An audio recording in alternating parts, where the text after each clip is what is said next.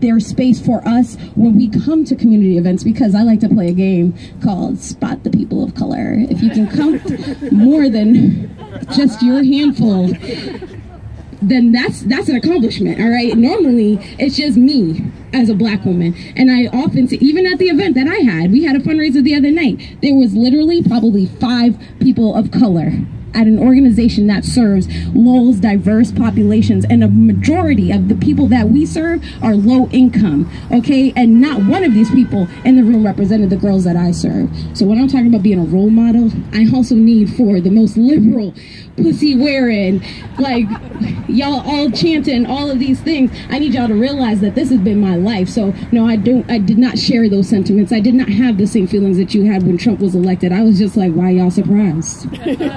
So again, why y'all surprised? These women out here need help. When are we going to stand up, and when are we going to help them?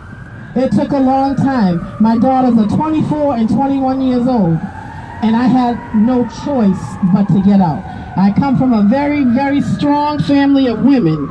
But you know what? When I realized where my help came from, I made a decision. It was time for me to get up, and it was time for me to go. And with the help of Jesus Christ alone, he made that way. And I stand here today as a survivor of what he brought me out of.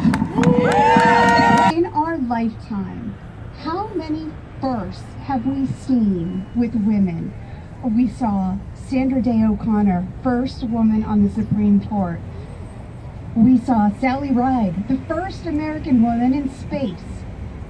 We saw so many firsts. Geraldine Ferraro, the first woman to run for vice president on a major party in 2016. We saw Hillary Clinton become the... have more women than ever in Congress, and that is fantastic.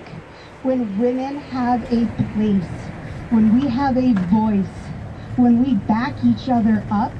Imagine what it takes to be silent, all that discontentment in the body. There are already too many ways that our bodies are taken in a society hell-bent on patriarchy. I pray you choose the First and not Second Amendment. Hope a pen always feels mightier in your hands. Hope your Twitter writing fingers never turn trigger. Your mouth a declaration of all that we've seen and refuse to accept. Your voice a brave mouthpiece for those who have been killed into silence, those that are shut down and shut out. It all makes for a hard time to shut up. Our voices in a place like Lowell ought to be cause for unity. We're all building our own tables, no need for folding chairs. There is just one decree: every table is a salad bowl and not melting pot. There is no self in the agenda. There is work to be done. My children's Lowell will not be run by the same ever-aging white men who've called the shots for 30 years. We women are coming into our own. We are. But it is unfortunately after we've been through the struggles and pains as young girls.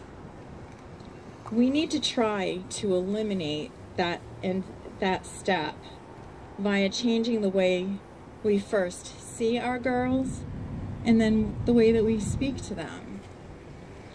So this should be our goal in supporting our women of today by supporting our women of tomorrow. So thank you to anyone who's brought their children today, because it's the children, the young girls, who really need to be here, who need to be here to see this, that they are supported, and that they are special, and they are needed, and that they are loved. So thank you so much.